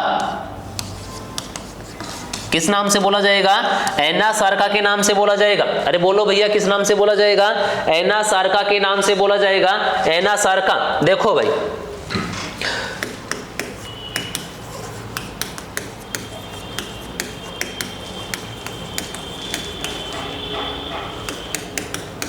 ब्लड की ऑस्मोलरिटी, ब्लड ऑस्मोलरिटी पे क्या इफेक्ट होगा, तो ब्लड की ऑस्मोलरिटी क्या हो जाएगी, कम हो जाएगी। कैसे कम हो जाएगी, क्योंकि अगर ब्लड के अंदर वाटर का लेवल बढ़ेगा तो ब्लड सेल्स का लेवल क्या हो जाएगा, कम हो जाएगा, और ब्लड सेल्स का लेवल अगर कम होगा तो ब्लड की ऑस्मोलरिटी क्या हो जाएगी, कम हो जाएगी।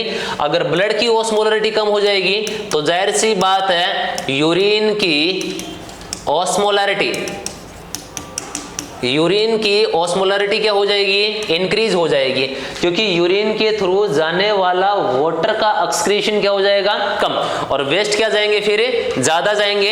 इसका मतलब यूरिन की ऑस्मोलरिटी क्या हो जाएगी, आपकी इंक्रीज हो जाएगी। चलो जी, और क्या क्या देखने के लिए मिलेगा आपको देखने के लिए मिलेगा हाइपो नाइट्रीमिया। क्या देखने के लिए मिलेगा आपको बॉडी के अंदर, हाइपोनाइट्रीमिया देखने के लिए मिलेगा। हाइपोनाइट्रीमिया का रीजन ध्यान रख लेना, क्योंकि ब्लड के अंदर किसका लेवल बढ़ रहा है, वाटर का लेवल बढ़ रहा है, इसीलिए ब्लड के अंदर हीमोडाइल्यूशन क्या देखने के लिए मिलेगा, हीमोडाइल्यूशन। और हीमोडाइल्यूशन की वजह से उस पेशेंट के अंदर क्या देखने के लिए मिलेगा आपको, हाइपोनाइट्रीमिया देखने के लिए मिलेगा। अरे भाई क्या देखने के लिए मिलेगा, हाइपोनाइट्रीमिया देखने के लिए मिलेगा। चलो जी, हाँ जी भैया, और क्या देखने के लिए मिलेगा आपको, चलो जी,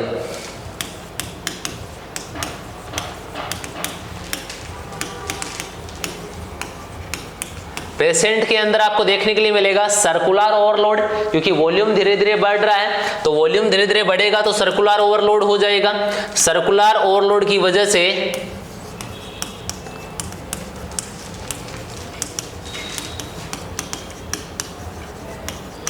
उस पेशेंट के अंदर आपको देखने के लिए मिलेगा जेवीडी देखने के लिए मिलेगा, जुगुलर वेन डिस्टेंशन देखने के लिए मिलेगा, जुगुलर वेन डिस्टेंशन देखने के लिए मिलेगा, जुगुलर वेन डिस्टेंशन देखने के लिए मिलेगा। अरे बात समझ में आई कि नहीं आई, उस पेशेंट के अंदर आपको जुगुलर वेन डिस्टेंशन देखने के लिए मिलेगा। वाटर का लेवल धीरे धीरे बॉडी में क्या हो रहा है, बढ़ रहा है। अरे बढ़ रहा है कि नहीं बढ़ रहा है? अगर वाटर का लेवल धीरे धीरे बॉडी के अंदर बढ़ेगा तो उसकी वजह से उस पेशेंट के अंदर वेट का क्या होगा, गेन होगा, क्योंकि वाटर धीरे धीरे क्या हो रहा है उस पेशेंट में, बढ़ रहा है। वाटर अगर बढ़ेगा तो जाहिर सी बात है पल्मोनरी हाइपरटेंशन देखने के लिए मिलेगा। उस पेशेंट के अंदर क्या देखने के लिए मिलेगा,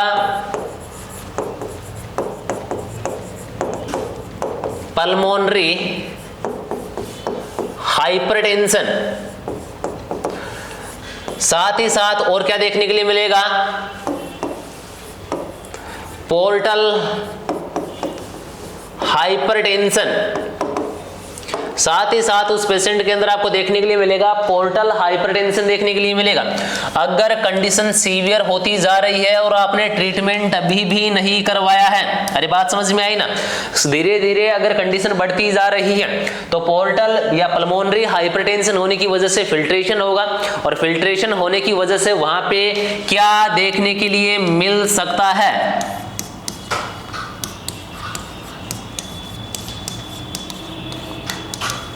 तो आपको देखने के लिए मिल सकता है प्लूरल इफ्यूजन देखने के लिए मिल सकता है। अरे क्या देखने के लिए मिल सकता है पेशेंट में, प्लूरल इफ्यूजन देखने के लिए मिल सकता है। और इसके अंदर क्या देखने के लिए मिलेगा, अगर पोर्टल हाइपरटेंशन होगा तो पेरिटोनियल इफ्यूजन देखने के लिए मिलेगा। तो ध्यान रख लेना, दोनों की दोनों जो मेम्ब्रेन जो होती है, जो सीरोसा जो मेम्ब्रेन जो होती है, उन दोनों के अंदर, इसके अंदर तो ध्यान रख लेना आपका फ्लूइड कलेक्शन या फ्लूइड कलेक्ट किसके अंदर, प्लूरल कैविटी के अंदर, और उसके अंदर किसके अंदर होगा, पेरिटोनियल कैविटी के अंदर, पेरिटोनियल कैविटी, पेरिटोनियल कैविटी के अंदर देखने के लिए मिलेगा भैया। ठीक है, तो ध्यान रख लेना, ये सारी की सारी कंडीशन देखने के लिए मिलेगी।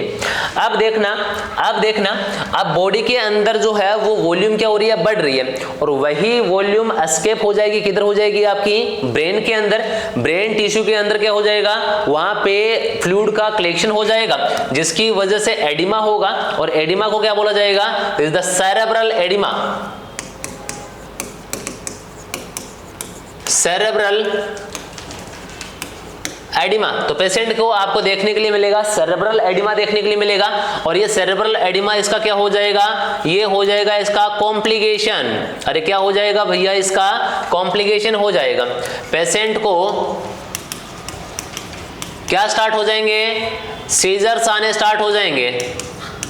पेशेंट को क्या होगा, लैक ऑफ कॉन्शियसनेस होगा, एलओसी होगा। पेशेंट किसके अंदर जा सकता है, कोमा के अंदर जा सकता है, और पेशेंट की एटलीस्ट क्या हो सकती है, डेथ हो सकती है। तो ये सारे के सारे क्या हो गए, ये जितने भी मैंने आपको लिखवाए, ये सारे के सारे इस सेहत के क्या हो गए, कॉम्प्लिकेशन हो गए। मोस्ट कॉमन कॉम्प्लिकेशन कौन सा होगा, एलओसी।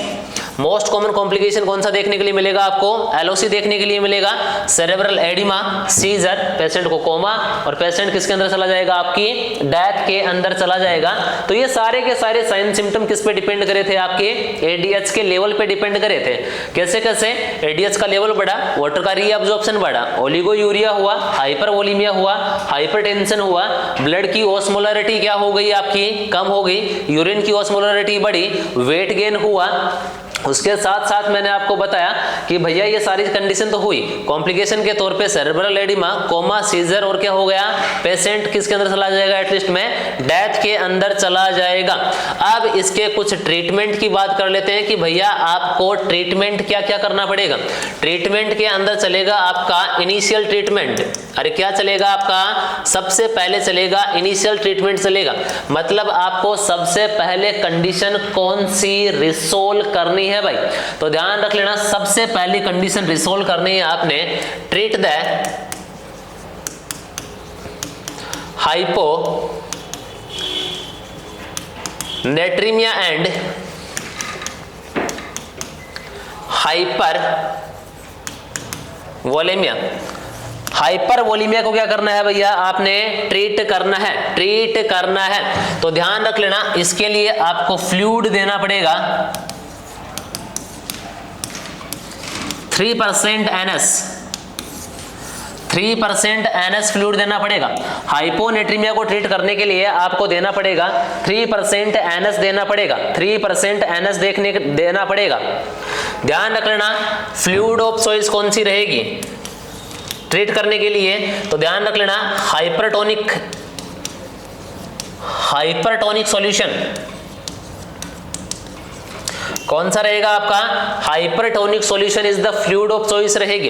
ध्यान रख लेना, एक स्टार डाल के कहीं पे साइड के अंदर लिख लेना और अच्छे से ध्यान रख लेना, ऐसे फ्लूइड जिनके अंदर वाटर का लेवल ज्यादा होता है, ऐसे फ्लूइड जिनके अंदर वाटर का लेवल ज्यादा होता है, या आप आईवी फ्लूइड वाटर को कॉन्ट्राइंडिकेटेड रहेंगे। क्या किसको, IV fluid water contraindication into patient के अंदर आईवी फ्लूइड वाटर को कॉन्ट्राइंडिकेशन रखेंगे क्योंकि पहले से ही पेशेंट के अंदर वाटर का क्या होके रखा है, इंटॉक्सिकेशन होके रखा है, क्योंकि ड्यू टू किसकी वजह से, due to water intoxication, due to water intoxication, क्योंकि पेशेंट के अंदर पहले से ही वाटर का इंटॉक्सिकेशन होके रखा है भैया। अरे बात समझ में आ गई कि नहीं आई? चलो जी, ये तो कंप्लीट हुआ। तो ये इसके बाद में दूसरा काम होगा आपका कि हाइपरवोलेमिया को ट्रीट करें। हाइपरवोलेमिया को ट्रीट करना है आपने, और हाइपरवोलेमिया को ट्रीट करने के लिए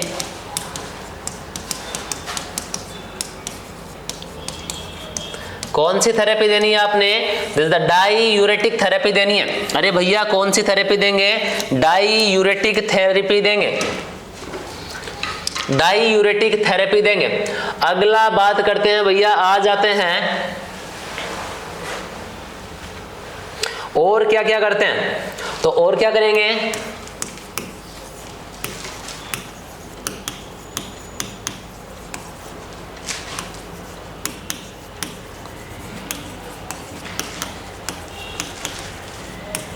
सर्जरी करेंगे, और सर्जरी करके जो भी सिक्रेटरी ट्यूमर है, जो भी सिक्रेटरी ट्यूमर हाइपोथैलेमस में बनी हुई है उसको क्या कर देंगे, सर्जरी के थ्रू वहां पे रिमूव कर देंगे। तो ये तो हो गए बेसिक कंसेप्ट हो गए। अब बात कर लेते हैं ड्रग थेरेपी।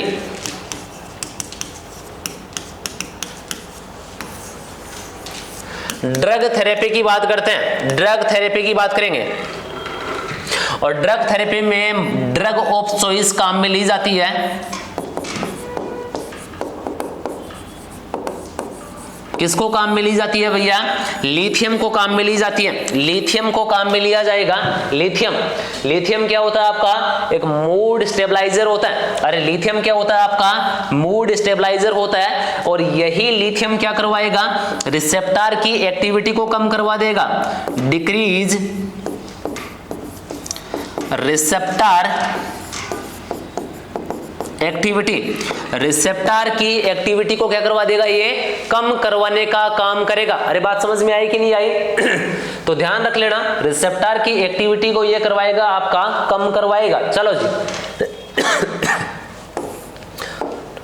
और कौन सी ड्रग देंगे,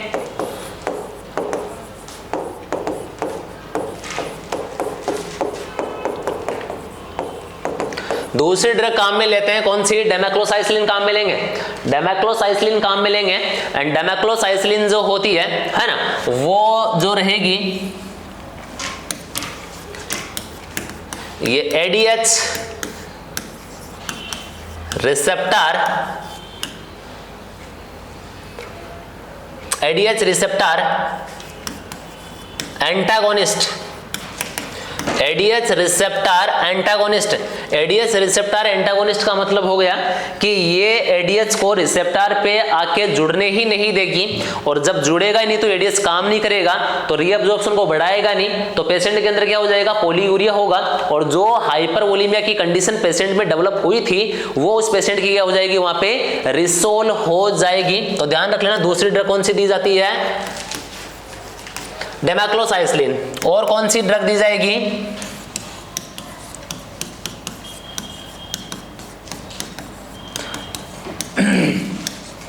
ड्रग दी जाती है वहां पे कोनिवेप्टन दी जाएगी, and conivaptan are also the ADH receptor agonist, ADH receptor antagonist होती है, सॉरी एडीएच रिसेप्टर एंटागोनिस्ट होती है। मतलब ये कोनिवेप्टन भी क्या करवाएगी, ये कोनिवेप्टन खुद एडीएच को उनके रिसेप्टर पे अटैच होने से रोकेगी, और जितना ज्यादा ये रोकेगी उतना ही ज्यादा क्या होगा, वहां पे एडीएच जाके रुकेगा, मतलब जुड़ेगा नहीं, और नहीं जुड़ेगा तो वहां पे क्या हो जाएगा आपका, उस कंडीशन के अंदर उस पेशेंट के अंदर रीअब्जॉर्प्शन तो कम हो जाएगा और वाटर का एलिमिनेशन क्या हो जाएगा, ज्यादा हो जाएगा। तो ये आपकी डिजीज होती है कंप्लीट, जिसको बोला था, क्या बोला था आपका, सियाद बोला था। अरे कौन सी कंडीशन बोली थी आपने, सियाद की कंडीशन बोली थी। अब कुछ मैं बात कर लेता हूं ऑक्सीटोसिन के बारे में। अगर वहां पे ऑक्सीटोसिन के बारे में बता देता हूं थोड़ा सा मैं। अगर ऑक्सीटोसिन का लेवल हाइपर है, हाइपर ऑक्सीटोसिन, अगर ऑक्सीटोसिन का लेवल अगर ज्यादा है, ऑक्सीटोसिन का लेवल अगर ज्यादा है ना, तो उसके अंदर क्या देखने के लिए मिलेगा, तो उसको आपके अंदर, उस फीमेल के अंदर या उस पेशेंट के अंदर आपको क्या क्या देखने के लिए मिलेगा। पहली चीज लैक्टेशनल फेलियर, क्या देखने के लिए मिलेगा आपको, लैक्टेशनल फेलियर देखने के लिए मिलेगा। उस पेशेंट के अंदर आपको लैक्टेशनल फेलियर देखने के लिए मिलेगा। चलो जी, दूसरा ऑक्सीटोसिन का लेवल अगर बढ़ा हुआ है, उस कंडीशन के अंदर आपको यूटेराइन कॉन्ट्रैक्शन एंड रिट्रैक्शन आपको क्या देखने के लिए मिलेगा, ज्यादा देखने के लिए मिलेगा, ज्यादा देखने के लिए मिलेगा। और ज्यादा अगर देखने के लिए मिलेगा, यूट्रस के कॉन्ट्रैक्शन और रिट्रैक्शन जब बहुत ज्यादा बढ़ जाएंगे, जब बहुत ज्यादा बढ़ जाते हैं, उस टाइम पे यूटेराइन क्या हो जाएगा, रप्चर हो जाएगा। यूट्रस जो होता है आपका क्या हो जाएगा भाई, रप्चर्ड हो जाता है, ध्यान रख लेना। चलो तीसरी कंडीशन की अगर मैं बात करूं तो ये जाके ब्रेस्ट के ऊपर काम करेगा, और ब्रेस्ट के अंदर क्या करवाएगा, कॉन्ट्रैक्शन और रिट्रैक्शन करवाएगा, जिसकी वजह से ब्रेस्ट टेंडरनेस देखने के लिए मिलता है। ब्रेस्ट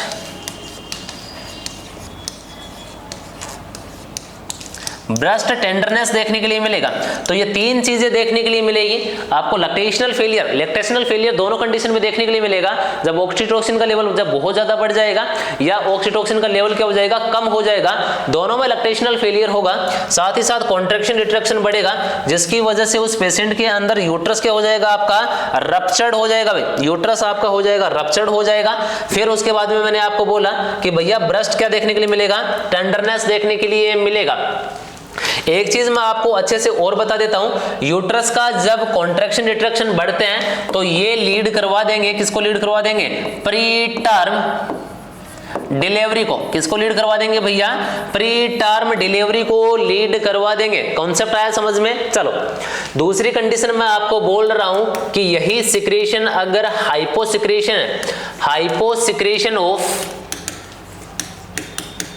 ऑक्सीटोसिन, ऑक्सीटोसिन का अगर हाइपोसिक्रेशन है तो ना ये ब्रेस्ट पे काम करेंगे, ब्रेस्ट पे काम नहीं करेंगे तो ब्रेस्ट के अंदर ब्रेस्ट मिल्क का इंजेक्शन नहीं होगा।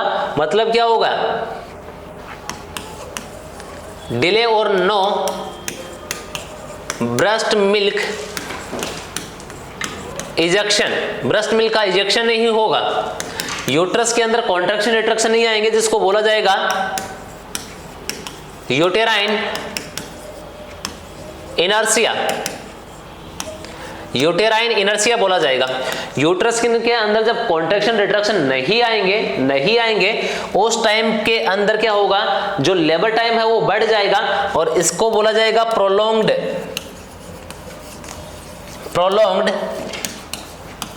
लेबर। क्या बोला जाएगा इसको, प्रोलॉन्ग्ड लेबर के नाम से बोला जाएगा। तो ये पेशेंट के अंदर करवा देगा, प्रोलॉन्ग्ड लेबर को कोज करवा देगा। और साथ ही साथ मैंने आपको बोला था लैक्टेशनल फेलियर, ये आपकी बॉडी के अंदर कोज करवा देगा, किसको कोज करवा देगा? लैक्टेशनल फेलियर को कोज करवाएगा। अरे भाई किसको कोज करवा देगा? लैक्टेशनल फेलियर को कोज करवा देता है। कंप्लीट हुआ ये आपका कंडीशन। ऑक्सीटोसिन की कंडीशन भी समझ में आ गई। ऑक्सीटोसिन का लेवल बढ़ा, कॉन्ट्रैक्शन रिट्रैक्शन यूट्रस में बढ़ा देगा, ब्रेस्ट के अंदर कॉन्ट्रैक्शन रिट्रैक्शन बढ़ा देगा, जिसकी वजह से क्या होगा? ब्रेस्ट टेंडरनेस हो जाएगा। यूट्रस के अंदर जब कॉन्ट्रैक्शन रिट्रैक्शन बढ़ाएगा तो प्रीटर्म डिलीवरी करवा देगा, यूट्रस क्या हो जाएगा? रप्चर्ड हो जाएगा। वहीं पे ऑक्सीटोसिन का लेवल क्या होगा? आपका कम होगा, डिक्रीज होगा। तो उस टाइम पे क्या होगा? लैक्टेशनल फेलियर हो जाएगा, ब्रेस्ट से ब्रेस्ट मिल्क का इजेक्शन नहीं होगा। और तीसरा कॉन्ट्रैक्शन रिट्रैक्शन क्या हो जाएंगे? स्लो हो जाएंगे, जिसको यूटेराइन इनर्शिया बोला। और यूटेराइन इनर्शिया के अंदर आपको क्या देखने के लिए मिलेगा? डिले लेबर देखने के लिए मिलेगा, या पोस्ट टर्म डिलीवरी देखने के लिए मिलेगी, या प्रोलॉन्ग्ड लेबर देखने के लिए मिलेगा, है ना। तो ये सारी की सारी कंडीशन उससे क्या होगी? आपकी जुड़ी होगी। ठीक है, तो ये हो गया आपका बात, किसकी बात होगी? Posterior pituitary gland. Posterior pituitary gland के जितने हार्मोन्स आते थे उनकी बात कर ली थी। अब बात करेंगे किसके बारे में? कुछ सिंड्रोम्स के बारे में बात करेंगे। देखो मैं सिंड्रोम्स आपको बता देता हूं।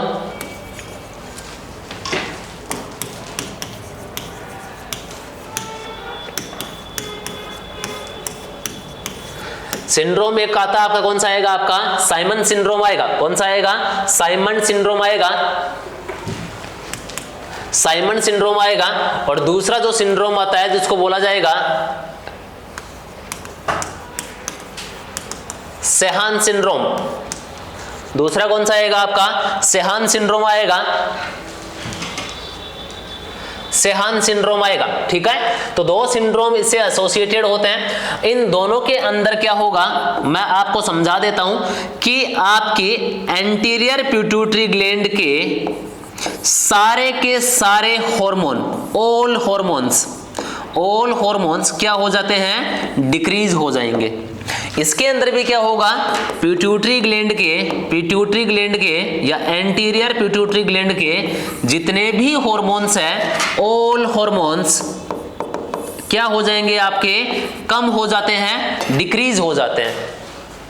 देखो, चाहे आपसे साइमन सिंड्रोम पूछे, चाहे आपसे सेहान सिंड्रोम पूछे, इन दोनों कंडीशन के अंदर होगा क्या? इन दोनों कंडीशन के अंदर पिट्यूटरी ग्लैंड के या एंटीरियर पिट्यूटरी ग्लैंड के सारे हार्मोन क्या हो जाते हैं? आपके कम हो जाते हैं, डिक्रीज हो जाते हैं। अब मैं आपसे बात करूंगा कि भैया ये डिक्रीज हो कैसे जाते हैं, उसके बारे में डिस्कशन करते हैं। तो सेहान सिंड्रोम जो होता है, दिस इज द कॉम्प्लिकेशन। और किसका कॉम्प्लिकेशन होता है? ये पोस्टपार्टम हैमरेज का, पीपीएच का कॉम्प्लिकेशन होता है। अरे भैया ध्यान रख लेना, Sheehan syndrome is the complication of, किसका कॉम्प्लिकेशन है? आपका पीपीएच का कॉम्प्लिकेशन है। कैसे कॉम्प्लिकेशन बना मैं आपको थोड़ा सा समझा देता हूं उसके बारे में। हुआ क्या? जो आपका पीपीएच हुआ, पीपीएच के अंदर ब्लीडिंग क्या हुई? फीमेल के अंदर ब्लीडिंग क्या हो गई भैया? ज्यादा हो गई। मान लिया कि ब्लीडिंग क्या हो गई? ज्यादा हुई। अब ब्लीडिंग अगर ज्यादा होगी तो ब्लड की वॉल्यूम फीमेल के अंदर क्या हो गई? कम हो गई। तो ब्लड की वॉल्यूम उस फीमेल के अंदर क्या हो गई? आपकी कम हो गई। यहां तक बात क्लियर है? अगर ब्लड की वॉल्यूम अगर उस फीमेल के अंदर कम हुई तो जाहिर सी बात है सर्कुलेटरी ब्लड वॉल्यूम क्या हो जाएगा? कम हो जाएगा। सर्कुलेटरी ब्लड वॉल्यूम उस फीमेल के अंदर क्या हो गया? कम हो गया। अब उस फीमेल के अंदर पहले से ही ब्लड क्या है? कम है। तो ऑर्गन्स के पास, जितने उस फीमेल के अंदर ऑर्गन है, उन ऑर्गन्स के पास जाने वाली ब्लड सप्लाई क्या हो जाएगी? कम हो जाएगी। तो क्या होगा? सिस्टेमिक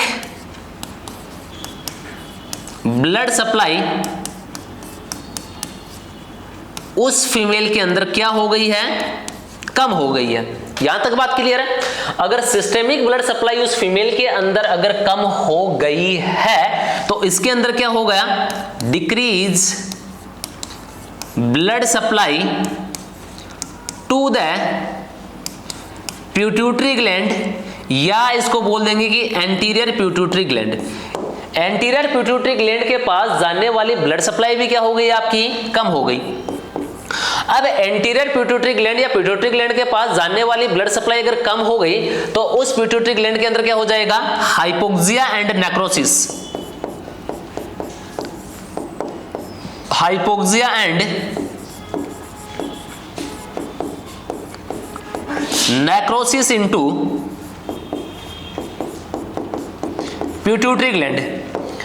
अब पिट्यूटरी ग्लैंड के अंदर हाइपोक्सिया और क्या हो गया आपका, नेक्रोसिस हो गया, और हाइपोक्सिया और नेक्रोसिस हो गया तो पिट्यूटरी ग्लैंड की सेल धीरे धीरे क्या हो जाएगी, damage.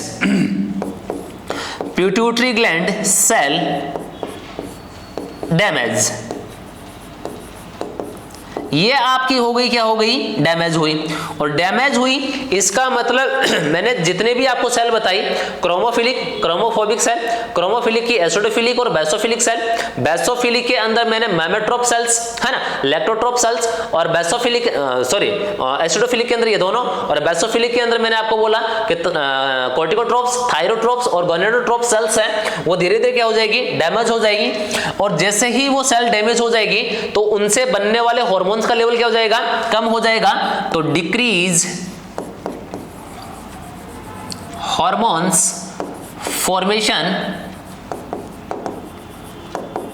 Formation by the pituitary gland या एंटीरियर पिट्यूटरी ग्लैंड, एक ही बात है, क्योंकि फॉर्मेशन का काम सिर्फ कौन सा करता है, एंटीरियर पिट्यूटरी करती है, पोस्टीरियर पिट्यूटरी तो सिर्फ स्टोरेज का काम करती है, ठीक है। तो यहां तक की बातें कंप्लीट हुई तो क्या होगा कि पिट्यूटरी ग्लैंड जो है अपने हार्मोन्स के फॉर्मेशन को धीरे धीरे क्या कर देगी, कम कर देगी। इसी कंडीशन को अगर ट्रीटमेंट नहीं दिया जाता, if condition is not treatment, अगर कंडीशन को यहां पे आपने ट्रीट नहीं किया है तो कंडीशन ट्रीट नहीं होने की वजह से